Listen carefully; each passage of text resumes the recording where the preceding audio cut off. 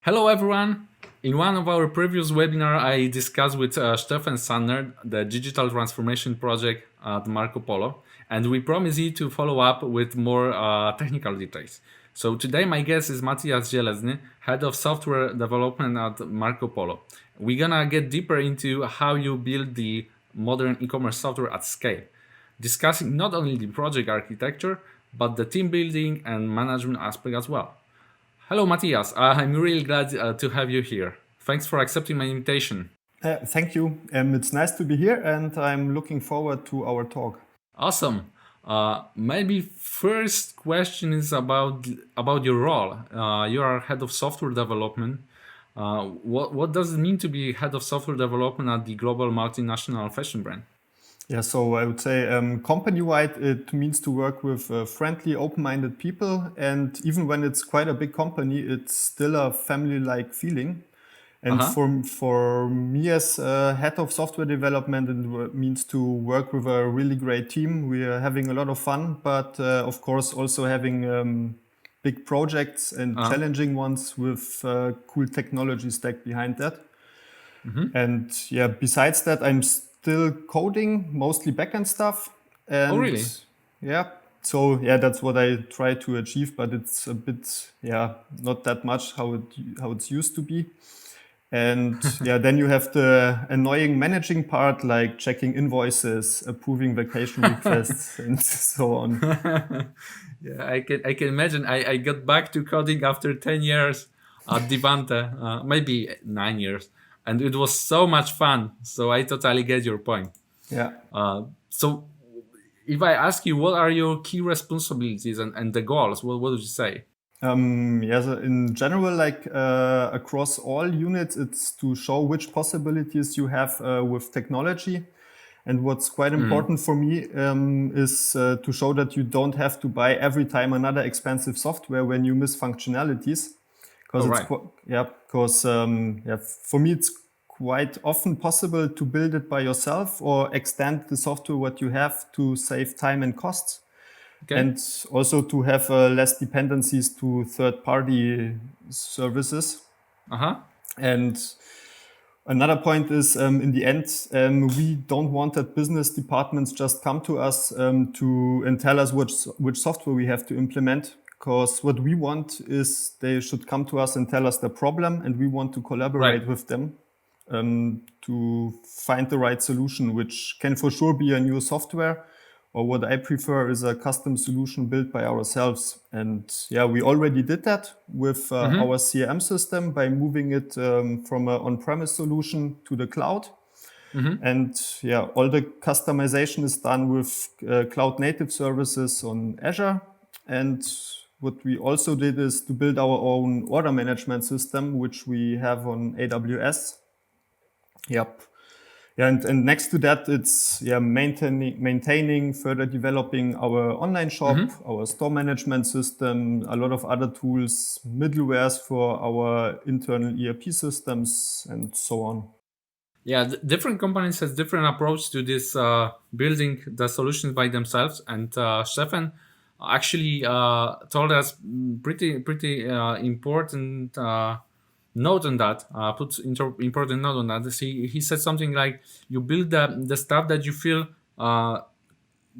generates the difference for the customer. So unique selling proposition, for example, UX, UI, which makes Marc O'Polo shop, let's say, a better place and a more effective. And the other stuff you try to just buy on the market. I mean, invoicing, right? What can you add over classical invoicing system, right? So yes. That's this approach. I will have some more questions on this. We came to architecture, but first I have one more question on your daily routines. Actually, is with whom do you work on daily basis? Like, as a head of software development, you said you need to understand the goals of the business. And with whom else you work? Yeah. So in our digital intelligence unit, I work with the business developers who are mostly responsible for bringing in new concepts, new ideas to step forward. Then our data warehouse team, and they also have a nice project right now. They are moving from a classical data warehouse, which is based on Microsoft SQL Server, to the cloud with a data lake approach and other fancy features. And then our data analysts and scientists, and of course with our project managers and agile coaches. And company-wide, yeah, it's widespread. It's the online shop team, the online marketing guys, merchants, buyers, ERP guys, and a lot more. So can I say that you are kind of connector between those tech folks and business stakeholders within the company? Yes, yep, that's for sure. How you connect those two separate worlds? They are usually, totally separated. They even don't understand themselves. How you solve this issue? Yeah. So that's a really big task. So I would say for the business stakeholders, it's the big challenge to describe very technical tasks in more simple words, or let's say not too technical, to make them understand which possibilities they have with technology to make their daily business easier. So that's one part. And for the tech people, it's the other way around. It's the challenge to change their point of view from a very technical perspective to the business one. So to make them understand which kind of problems they are facing. So the developers are not just coding guys, but also guys who understand the business needs and knows how to solve it. Right. That's interesting. So you try to work on those understanding parts and polish the edges between those Yes. words. That's perfect. So maybe can you say something more on this digital transformation project you are working on at the moment with Stefan? Yep. So yeah, we have like different projects at the moment, but the biggest right now is the relaunch of our commerce platform based on About You Cloud, where we build a B2B and B2B and B2C omnichannel platform. Right. And yeah, maybe about the timeline, the project started in March and should be finished in early 2021. And yeah, a bit about the team. We have currently 9 developers working on that. Yeah, pretty huge team. Yes, so it's 6 developers from our side and 3 external ones. And yeah, for the managing part, we have 2 project managers on Marc O'Polo's side and 3 external project managers. Yeah, and a lot of people concepting. So what are the key goals for this project? You said that replatforming is one of the goals, and you given us the time frame. And what else? Strategically, it's to get rid of channels and to have the same look and feel for all consumer-facing front ends. So, for instance, the B2B and B2C shop should look and feel the same. And technically, what you already said, it's to move from a monolithic approach, what we currently have, to a headless system, where we want to have as much reusability as possible in the front end. Right. And of course, based on a modern tech stack in the front end, so we choose Vue and Next and TypeScript. And on the backend, we have a lot of microservices in place on AWS and Azure. Okay. You said that one of the goals is getting rid of channels. What do you mean by that? What does it mean? Yeah, so it's about building the infrastructure for the customer and not for the specialties each channel has, like a B2B shop or a B2C shop. And so, for instance, the B2B shop should work, look, and feel how the B2C shop does. And we also try to bring retail and e-commerce world together by adding more and more cross-channel services. So like our reserve and collect service, where you can reserve a product online in a retail store. Right. Or our click and collect service, where you can order a product and ship it for free to a retail store. And we also have our members program, where you can collect member points, no matter if you buy online or offline, with your member card. And yeah, so in the end, each customer who buys or returns a Marc O'Polo product should get the same experience and service in all Marc O'Polo customer-related touchpoints. So no matter if it's online or offline. Right. That's the main goal. Okay. So if I paraphrase it, it's kind of unification for the customers. Is huge unifications or touch points, right? Supported by those headless systems. Yes. So the customer shouldn't take care of that if he bought something online or offline. It should always be the same. Exactly. That sounds really awesome. And why headless? Like, what's the key advantage of this approach here? Yep. So for me, or in general, I would say it's the clear separation of the front end and the back end. So the front end is completely data and API driven. It just consumes the data from the back end, displays it, and sends new data, like creating a basket, for instance. And so with this approach, you don't have that strong dependency you have in a monolithic system, as the only communication to the backend is in your API layer in the front end, where you have a JSON format, which is language agnostic, which is also another benefit because you can choose the technology you want in the front end. And that's also motivating for developers to always work with the latest stuff. And yeah, so in general, with this approach, it's much easier to replace your backend system. The performance is better. And yeah, but you have a bit more workload on the client, but that's okay, I think. Okay, so maybe you could say and draw the architecture. How does it look like? Because from what you said, you have kind of middlewares, right, and other parts, and this unified front end. Maybe can you get a little bit deeper into? Yes. So for the front end, we have 5 main packages, which can be used independently. So we have one package, the first package is the UI components part, where we just have buttons, icons, formula elements, and so on. That's one package. Then the other one is our API package, where all the communication is going on to our backend systems like About You, our CRM, AWS, and so on. Then we have models. The models are mostly used to make the access to the data more convenient for the developer. So for instance, when you want to get a product name, you don't have to loop over the JSON structure, but you get your model, and then instead, then you have a function like get product name, and the model returns you the product name from the JSON structure. Is it kind of TypeScript library, those data wrapper models, right? So everything is based on TypeScript, yes, in this project, but the models we will build it by ourselves. It's like you have a product model with different functions like get name, get color ID, and so on.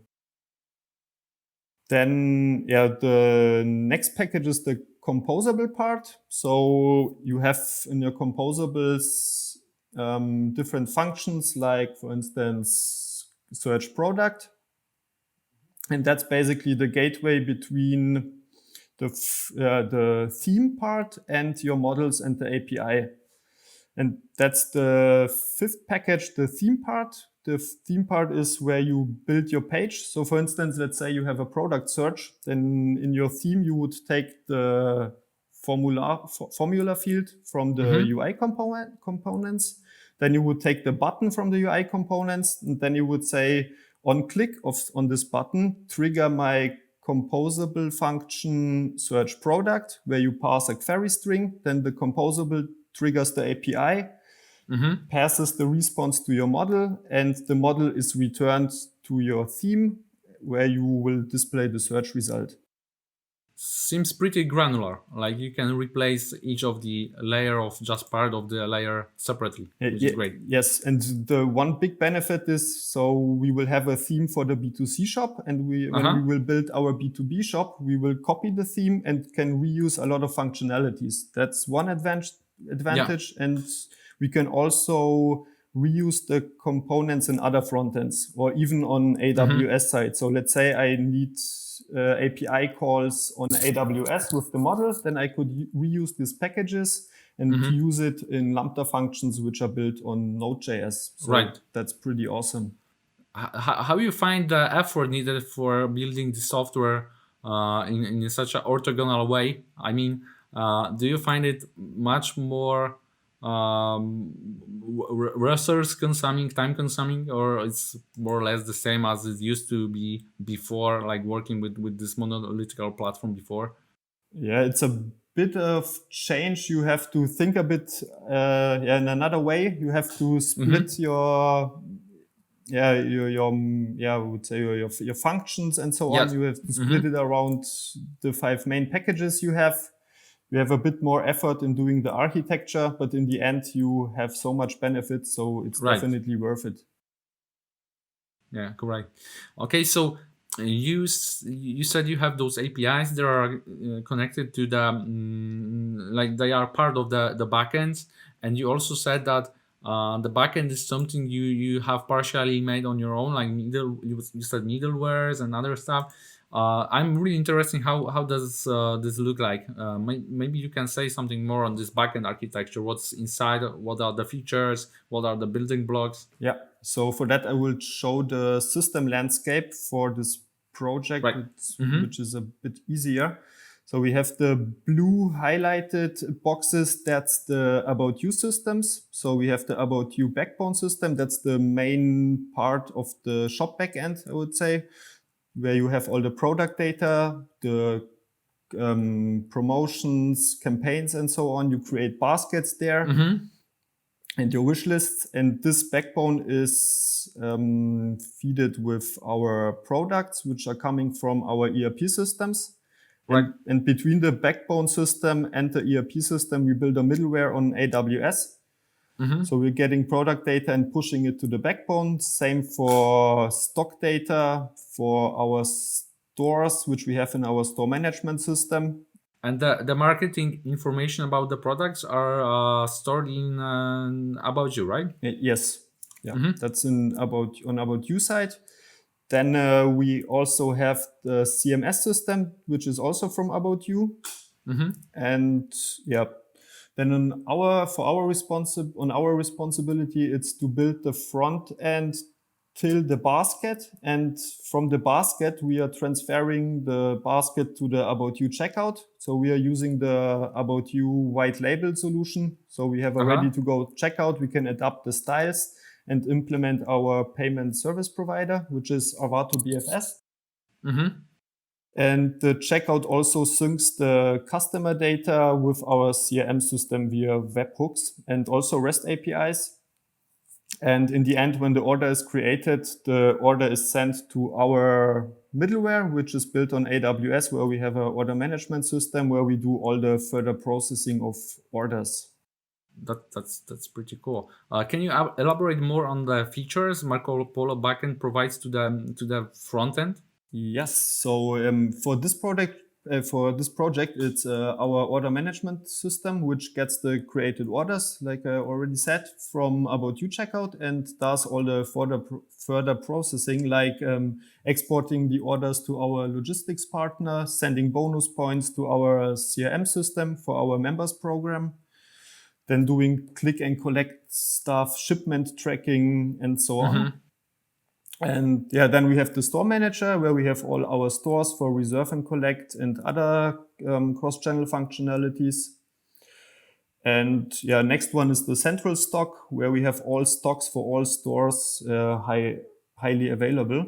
And besides that, we have a pre-order tool for buyers, a pricing tool for reductions, then our CRM system, and a lot of middlewares for our internal ERP systems. You said that it's partially built on AWS and Azure. Can you say what other systems you use there? I mean, ERP, CRM.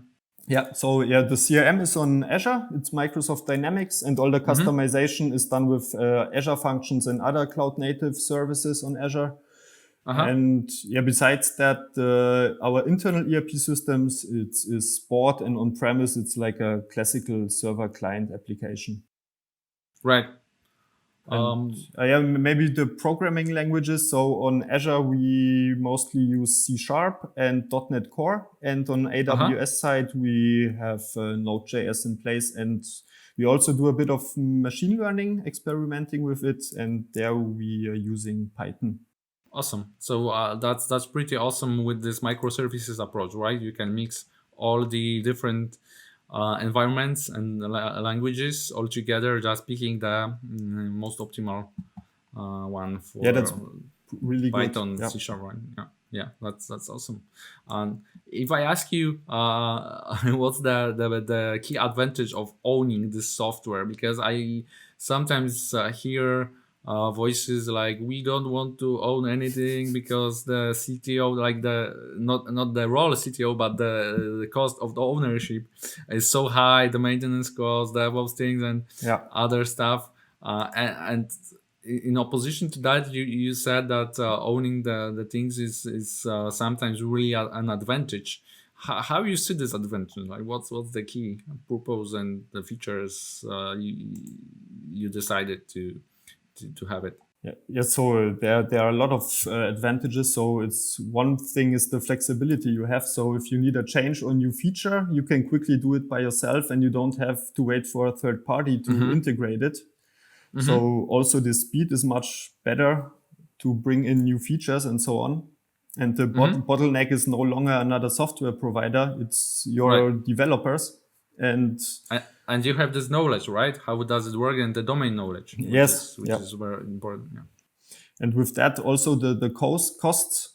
Hence, when you are on AWS or on Azure, you pay on demand. So when you have a service which is frequently used, you pay a bit more. If you don't use it at all, you pay like nothing. And when you have a third-party software, you usually pay the full price, even when you just use like 20% of the functionalities.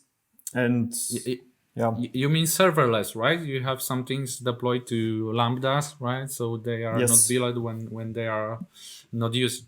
Yes, same for S3 buckets or DynamoDB. Okay, you pay a bit for the table, but the rest is like how often you read and write and so on. So it's really on demand, which is really nice. And and it's also easier in terms of maintenance, because you have one or two stacks where you have all your systems, and you don't have one system with tons of other systems around where you might lose the overview and have a lot of dependencies, which can block you while trying to add more and more functionalities. Gotcha. So the next question is about you cloud, because it's a vital part of this whole new architecture. What were the key reasons for choosing this particular platform? Yeah. So for us as software developers, it was the technical part. We wanted the state-of-the-art technology which is fast, scalable, and dynamic. And hence the About You Cloud is API-based. We can choose the front-end technology we want and are not forced to use something which we don't like. That was also another point. And from a business perspective, it was important to have a partner on the same level, facing the same problems in the same market, so you can exchange with them and find the right solutions together. And also having a partner who is interested to extend its system with additional functionalities. Like for our case, it's the cross-channel services, where other clients maybe could also have a benefit from that. That was a good point. Having partner on the same level. Like my experience with About You Cloud is that this is one of not so many technology providers with this no bullshit approach. So you always can learn something from those guys when talking to them directly, and they are pretty open to discussion, which is great. Yeah, we made the same experience. Yeah. So I guess that even when you have a partner like About You, that you feel that are on the same level, talking openly and so on, you still need to have some process, right, for picking the e-commerce platform, because this is the decision you will stick to for another years. And how did this process look at your case? How did you choose the platform? Yep. So our current e-commerce platform is made with Vanilla.js and built from scratch. So We considered also doing it for the new shop, but we got a few recommendations for different other platforms with a good approach. So we started to make a few calls with the responsible persons and developers. Then we had a look in the code base, then the tech stack behind, and then we filtered a few platforms out, which were not fitting our needs. And with the remaining ones, we had workshops with pair programming, code deep dives, and so on. And in the end, we found the right partner, which gave us the reusability and flexibility we were searching for.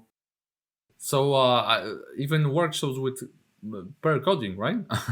Yes. That's awesome. Because the technology part was really important for us. The developer experience is the key, right? Yes. Okay, so you have this platform. You like to own some parts of this software on your own because of the reason we already discussed. But about uCloud, right? It's API first, cloud first solution. How you customize software that you don't have access to source code, and how does it work? Tell us. We are total beginner. I always ask this question, right? I love this question. How you customize this API first platforms? Yeah, so general to fetch data or push data, you have your REST APIs, and you somehow have to connect the systems to our internal or external systems. And as About uCloud expects data in a specific format and also sends data in a specific format, we build a middleware on AWS for order data and so on, and on Azure for customer data to transform the data between those systems. So, for instance, our order management system gets the order as JSON through AWS API gateway, and this one triggers a Lambda function. And this function makes a few checks of the order and writes it to our order database, which is DynamoDB. And on this table, we have another trigger. So for instance, on order create, we are triggering a Lambda function, which exports the order to our logistics partner, and another Lambda, which sends bonus points to our members program, to the CRM system, and so on. So we choose the middleware way. So somehow building a controller between all those APIs, a mediator, right, between the APIs. Yes, exactly. Okay, one of the puzzles of this whole solution is of course frontend. You said the goal is to unify this frontend. The frontend is based on Vue Storefront Next. Why Vue Storefront?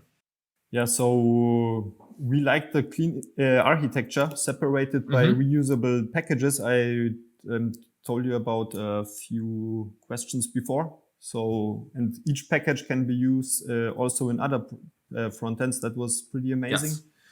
Yes. And so what we did is to take the architecture principles of Vue Storefront Next and adapted it a bit to Marc O'Polo custom needs in our code base.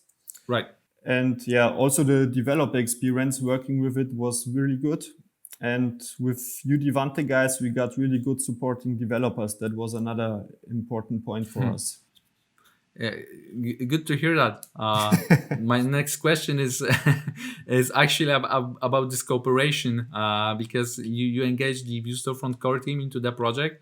That was and still is great experience for us to see how this cooperation is progressing. What was your secret sauce for making it so efficient and having this great culture and atmosphere in the team? I really wondering how you make it successful. What was the secret sauce?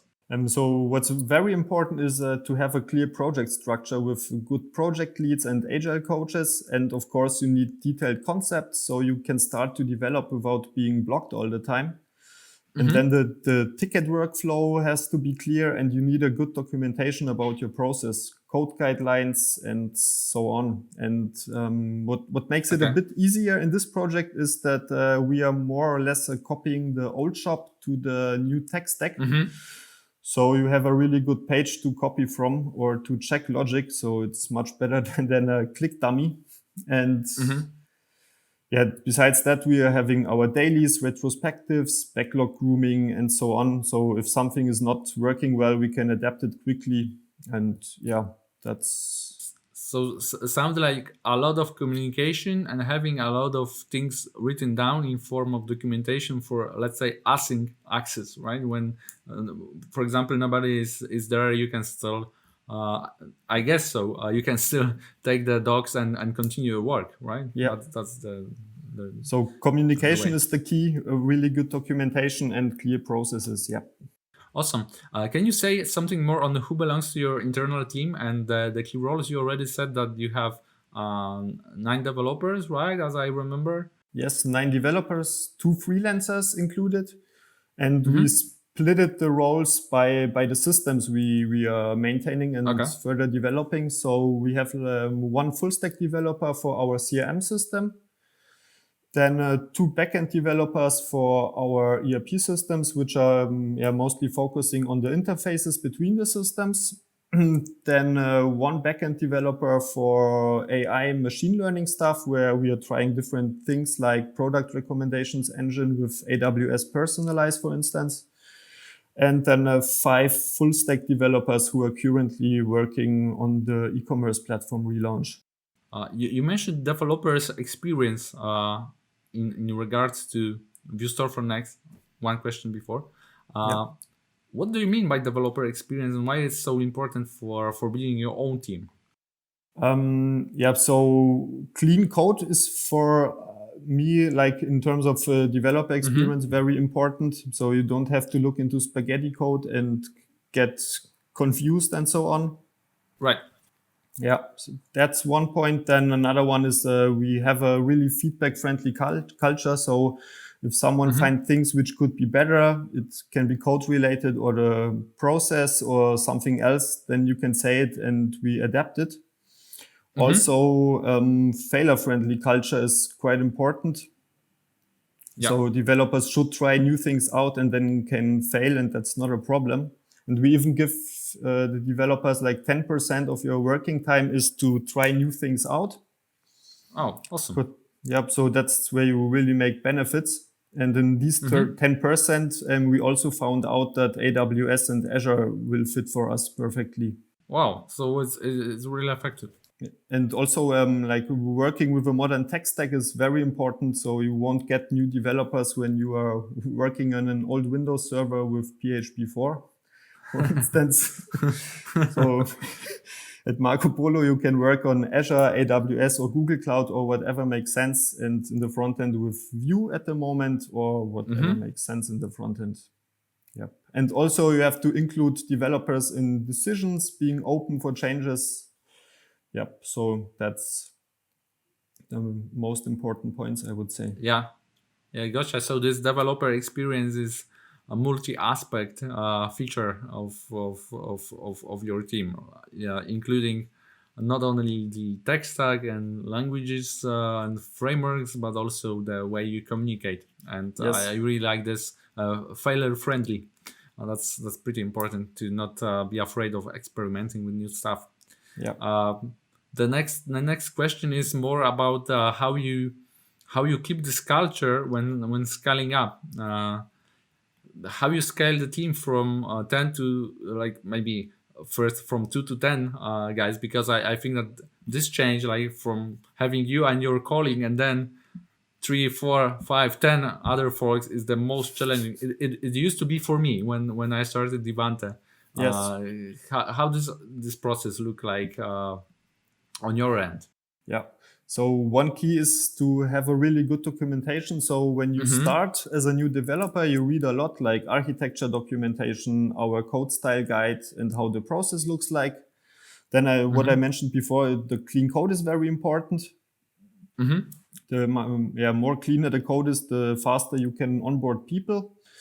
And so after reading all the stuff, new developers start with small tasks, asking a lot of questions in the beginning, and doing pair programming. And then, the tasks become bigger and bigger. In the beginning, it's like a small bug, then a small feature, and it becomes more and more complex. And that's how we onboard new developers. And how you manage the project? Like the team is pretty big, like more than 10 guys. What tools do you use, and what methodology do you use on daily basis? So software-wise, we have the Atlassian cloud in place, so the Jira Kanban board, and for concepting and documentation, we are using Confluence, and for communication, Slack. And methodology, I would say it's the mixture of Scrum and Kanban. So Scrumban, we have our dailies, retrospectives, backlog groomings, but we don't have sprints right now. Okay. And the whole project is separated in chapters. So we have like one checkout chapter, content management chapter, tracking chapter, product chapter, and so on. So you have clear responsibilities and the workload is not too high. Okay. So we have already discussed the team structure, people, the tools and processes. And maybe now we can get into what's next. Like right now we are in the, let's say, middle of this project, right? And then we need to somehow roll it into production, and rolling into production system that is replacing some other system that used to be with you for years. I guess it's nothing easy. So what's the plan for the rollout? How you plan to replace it? Yep. So maybe how we started the project was to have to start with the code baseline. Then we built in parallel the backend system. Then also the concept part started. And then we get rolling and so on. And after finishing it, we are planning to do it with A/B testing. So first we will roll out the B2C shop. Then we will put like 10% traffic in the beginning on that. Then we will analyze it and in Google Analytics. So that's our tool where we are doing A/B tests, also with Google Optimize. And then we will enhance the feature, enhance the missing parts or what's going wrong. And then we will increase the traffic step by step. Right. And that's our plan. Right. So you will replace the A/B testing will be done on the whole side, right? Not like product page, category page separately, but you just do some kind of soft launch. So launch for the 10% of the traffic and then compare the conversion rates. Yes, right. Cool. Actually, I don't have more questions. Maybe last one, which is very open about the tech trends. What do you think? What will be the next big thing here in the web development, front-end development in the next couple of years, like in 2 years or something? So in general, that's really hard to tell. But right now, in the backend, it's microservices seems to be picking up. Everybody's using that. Then in the front-end part, I see that TypeScript is getting more and more popular. But also new, more lightweight approaches coming up like Svelte. So I don't know, maybe that will be a new trend. And also web assemblies are getting more and more popular. That's interesting. I also looking at the WebAssembly for some years already, and they are doing really huge steps. I mean, when Microsoft, Google, and other folks at W3C accepted the standard, it was 2 years ago, I guess, or maybe 3 years ago, something like this. I thought it will replace the JVM or .NET because it's the same, amount of technical improvement it brings to JavaScript or web development in general, but it didn't. So I'm still wondering how it go. That's I don't know. Let's see in a few years. For now you can play Quake in browser, which is killer app for WebAssembly as for now, which is great. Okay, cool. Matthias, thanks once again for your time and for being with us here. To our listeners, if you have any questions, please just put them into comments, and we will try to answer with Matthias later on. Thanks for being with us. See ya. Thank you. It was a pleasure. Thanks. Bye-bye.